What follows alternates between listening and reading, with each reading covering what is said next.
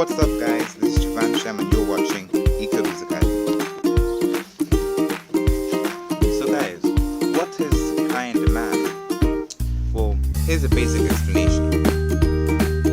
Imagine we have a Nike business. Now, inside our Nike business, there are many people that are willing and able to pay for Nike shoes. Therefore, in economics, we say that there is high demand for those Nikes.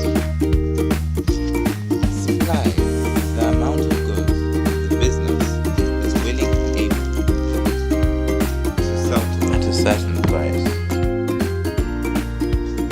So guys, if you enjoy this video, please subscribe. Actually, no, subscribe. I could teach like this.